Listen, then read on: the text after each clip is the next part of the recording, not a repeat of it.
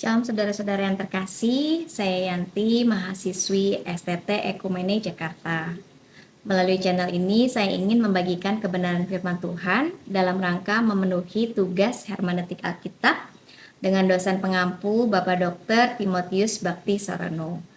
Hari ini saya akan membahas tema dari ayat Alkitab Kolose 3 ayat 23, yaitu ketika tanganmu bekerja, biarlah hatimu beribadah. Dalam Kolose 3 ayat 23 dikatakan bahwa whatever you do, walk at it with all your heart, as working for the Lord, not for human masters. Atau apapun juga yang kamu perbuat, perbuatlah dengan segenap hatimu seperti untuk Tuhan dan bukan untuk manusia.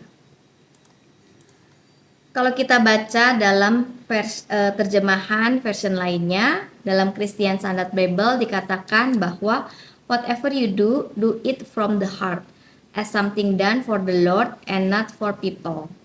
Atau dalam Good News Translation dikatakan bahwa whatever you do, walk at it with all your heart, as though you were working for the Lord and not for the people.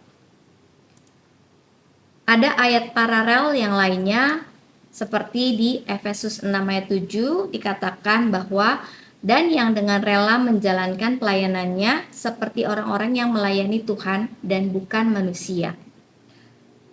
Ayat paralel lainnya di 1 Korintus 10 ayat 31 dikatakan, aku menjawab, jika engkau makan atau jika engkau minum atau jika engkau melakukan sesuatu yang lain, lakukanlah semua itu untuk kemuliaan Allah. Kita juga bisa baca di Galatia 1 ayat 10 dikatakan bahwa jadi bagaimanakah sekarang? Adakah ku cari kesukaan manusia atau kesukaan Allah? Adakah ku coba berkenan kepada manusia? Sekiranya aku masih mau mencoba berkenan kepada manusia, maka aku bukanlah hamba Kristus. Sekarang kita mempelajari latar belakang dari surat Kolose. Ya, surat Kolose itu ditulis oleh Rasul Paulus kepada jemaat di kota Kolose ketika ia sedang berada di dalam penjara di Roma sekitar tahun 60 sampai 62 Masehi. Jadi jemaat Kolose pada waktu itu menghadapi ajaran-ajaran yang membingungkan dan menyesatkan karena adanya campuran filsafat Yunani, adat Yahudi, dan kepercayaan mistik yang merendahkan Kristus. Jadi melalui surat ini, Paulus menegaskan bahwa Kristus adalah pusat dan penguasa atas segala sesuatu, baik dalam ciptaan maupun dalam kehidupan orang percaya. Dalam pasal 3, Paulus mengingatkan jemaat untuk hidup sebagai manusia yang baru, yang sudah ditebus oleh Kristus, meninggalkan cara hidup yang lama, yang penuh dosa, serta mengenakan sifat-sifat baru yang mencerminkan kasih dan kerendahan hati. Bagian akhir pasal ini secara khusus berisi nasihat praktis mengenai hubungan dalam rumah tangga dan masyarakat, termasuk antara suami dan istri, orang tua dan anak, serta tuan dan hamba. Di tengah konteks itu, Kolose 3 ayat 23 ditujukan terutama kepada para hamba pada zaman Romawi yang sering dipandang rendah dan hanya bekerja demi kepentingan majikan mereka. Paulus menegaskan bahwa segala sesuatu yang mereka lakukan hendaknya dilakukan dengan segenap hati, bukan semata-mata untuk manusia, melainkan untuk Tuhan. Dengan demikian, pekerjaan mereka meskipun tampak sederhana atau rendah di mata dunia, memiliki nilai rohani dan menjadi bentuk ibadah yang berkenan kepada Allah. Latar belakang ini menunjukkan bahwa Paulus ingin menanamkan pemahaman bahwa Kristus harus menjadi pusat dari seluruh aspek kehidupan, termasuk pekerjaan sehari-hari.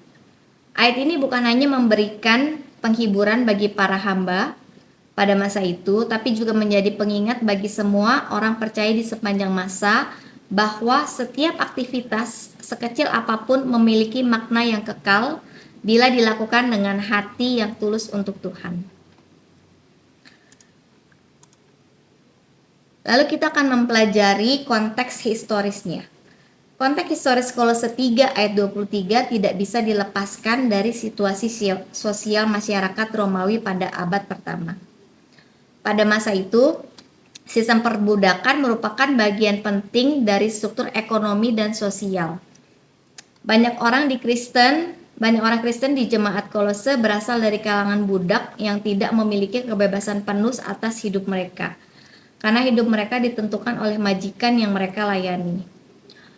Budak dianggap sebagai milik, bukan pribadi yang memiliki hak penuh, sehingga mereka sering dipandang rendah dan pekerjaan mereka dianggap tidak bernilai.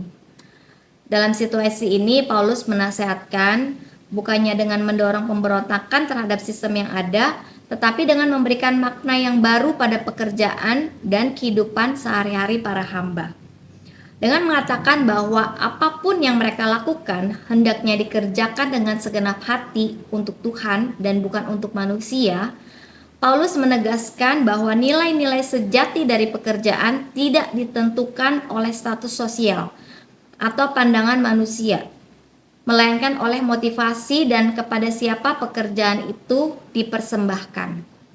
Dengan kata lain, Paulus mengangkat martabat para hamba dengan menunjukkan bahwa kerja mereka, sekalipun sederhana, sesungguhnya memiliki arti rohani dan menjadi bagian dari ibadah kepada Allah. Konteks historis ini memperlihatkan bahwa ayat tersebut lahir dari pergumulan nyata jemaat yang hidup di bawah tekanan sosial, tetapi sekaligus menegaskan bahwa Kristus hadir untuk memberikan makna baru bagi kehidupan sehari-hari umatnya. Lalu kalau kita mempelajari teologis dari Kolose 3 ayat 23, sangat erat kaitannya dengan tema utama surat Kolose, yaitu supremasi Kristus atau seluruh ciptaan dan kehidupan orang percaya. Paulus menekankan bahwa mereka yang sudah ditebus oleh Kristus tidak lagi hidup untuk diri mereka sendiri atau untuk menyenangkan manusia, melainkan untuk Tuhan yang memberikan hidup yang baru. Oleh karena itu, segala sesuatu yang dikerjakan oleh orang percaya, baik dalam lingkungan pekerjaan, keluarga, maupun pelayanan, harus dipandang sebagai bentuk ibadah kepada Allah.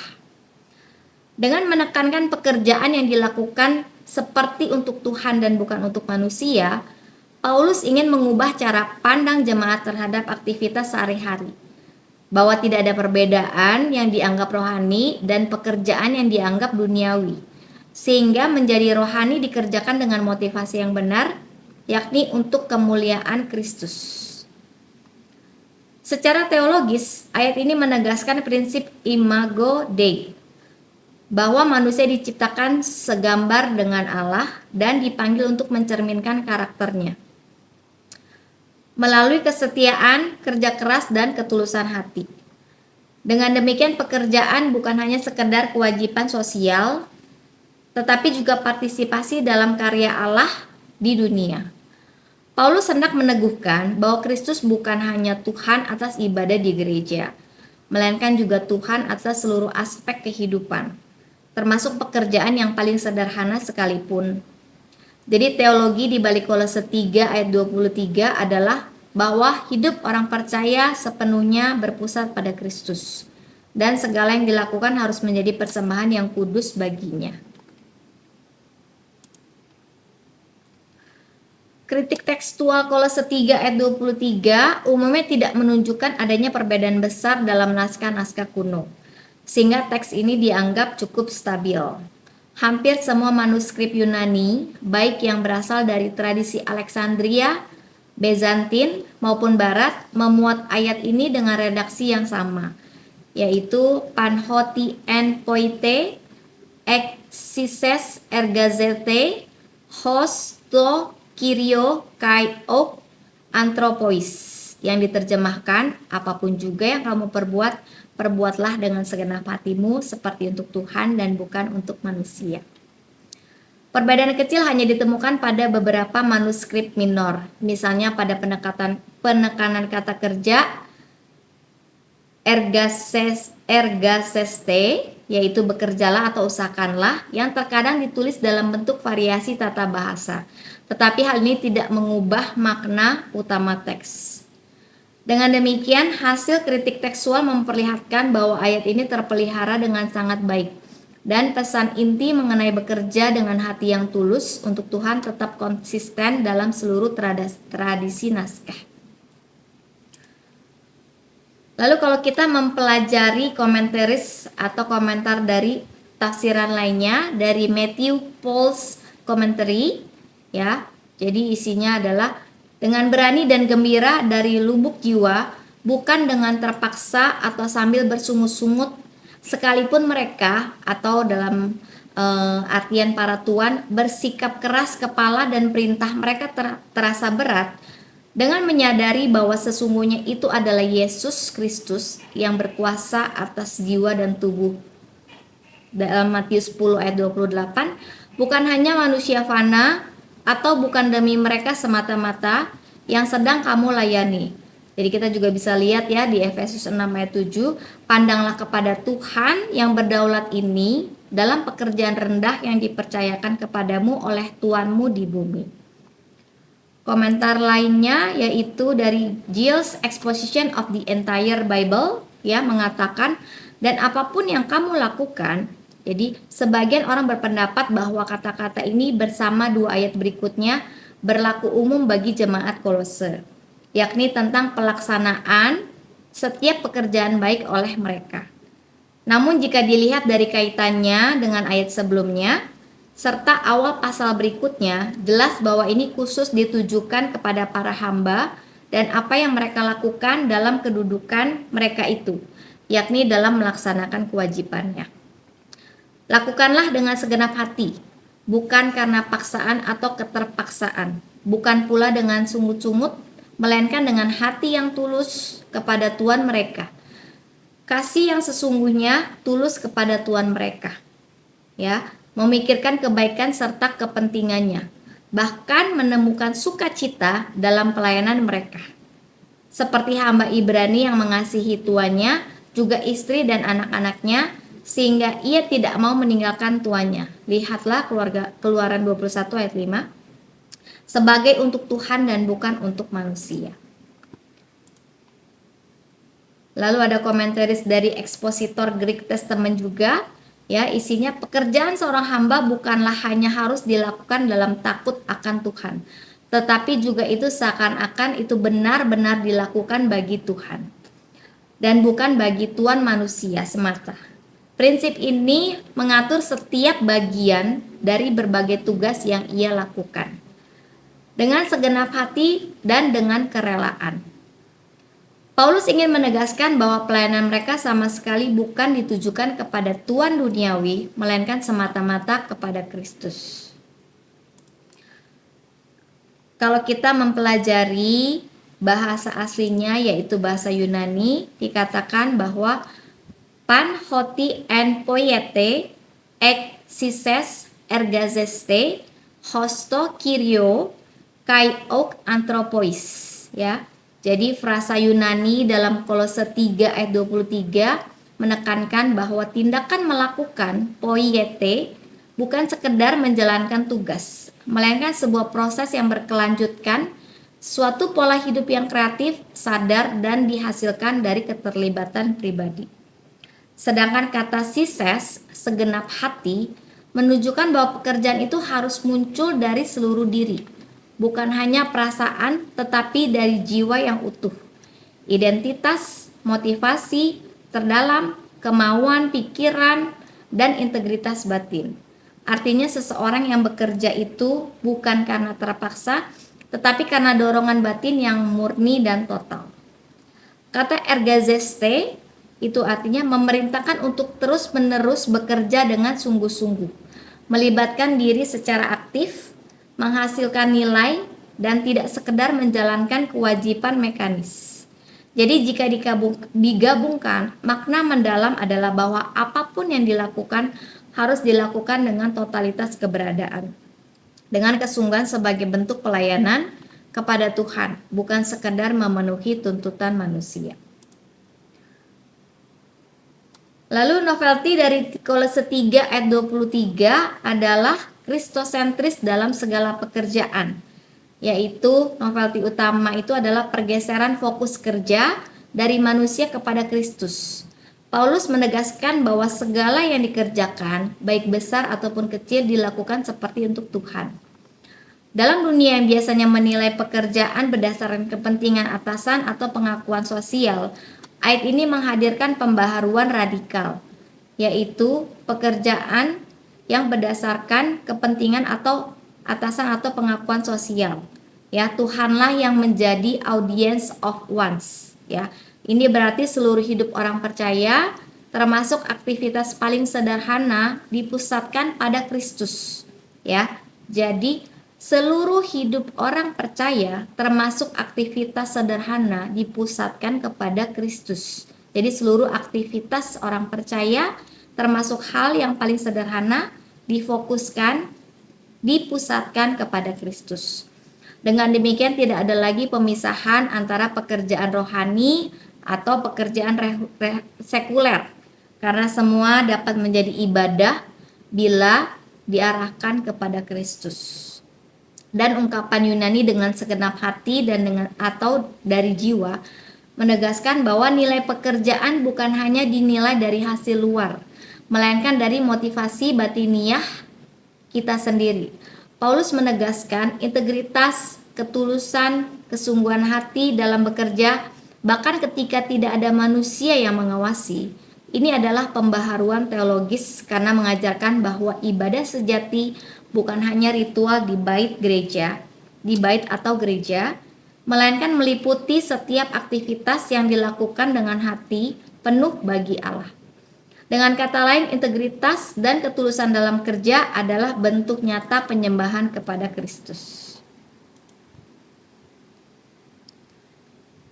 Nah, apa makna aplikatif dalam kehidupan yang bisa kita praktekkan sehari-hari? Ya, yang pertama adalah Kristus sebagai tujuan utama dalam pekerjaan kita. Ya, jadi dalam dunia modern ini banyak orang yang bekerja demi gaji, jabatan, atau pengakuan. Nah, ayat ini mengingatkan bahwa tujuan tertinggi bukanlah kepuasan atasan atau pujian manusia, melainkan menyenangkan Kristus. Seorang karyawan yang bekerja di kantor, seorang guru yang mengajar murid, atau seorang pelajar yang bekerja keras, semuanya itu menjadi berarti bila dilakukan atau dikerjakan seolah-olah Kristuslah yang mereka layani. Jadi dengan perspektif ini, stres dan tekanan kerja dapat berubah menjadi kesempatan untuk mempersembahkan usaha yang terbaik sebagai ibadah. Ya. Lalu yang kedua, integritas hati sebagai bentuk penyembahan, ya. Jadi dalam dunia modern ini kita merasa sering mendorong orang bekerja hanya demi penampilan luar, bekerja rajin ketika diawasi, tetapi santai ketika tidak ada yang melihat. Namun ayat ini menantang pola pikir itu dengan memanggil orang percaya untuk tetap bekerja dengan integritas, ya, meskipun tanpa pengawasan. Seorang mahasiswa yang jujur saat ujian, meski dosennya tidak memperhatikan, seorang pebisnis yang tidak curang meskipun ada peluang, atau seorang pegawai yang tetap bekerja, disiplin meskipun atasan yang tidak hadir. Nah, semua ini adalah bentuk nyata ibadah yang lahir dari hati yang utuh untuk Tuhan. Ya. Lalu aplikasi yang ketiga adalah pekerjaan duniawi bernilai kekal. Ya, banyak orang menganggap pekerjaan sehari-hari hanya rutinitas biasa yang tidak berarti secara rohani.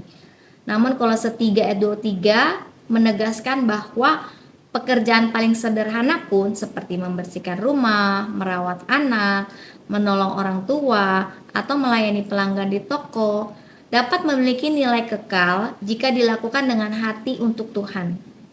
Ini memberikan martabat baru bagi pekerjaan yang sering diremehkan. Misalnya seorang ibu rumah tangga yang setia melayani keluarganya, atau seorang sopir yang jujur mengantar penumpang dengan baik. Pekerjaan itu mungkin tampak sederhana, tetapi di hadapan Tuhan semua itu bernilai sebagai persembahan yang kudus. Jadi ayat Kolose 3 ayat 23 ini kembali mengingatkan apapun yang kita perbuatlah seperti untuk Tuhan dan bukan untuk manusia. Ya, aplikasi dalam kehidupan kita sehari-hari bahwa Tuhan melihat apa yang kita lakukan ketika kita bekerja dengan hati dan melayani untuk Tuhan, maka Tuhan juga tahu bahwa apa yang kita lakukan itu sungguh-sungguh untuk kemuliaan Tuhan. Terima kasih, Tuhan Yesus memberkati.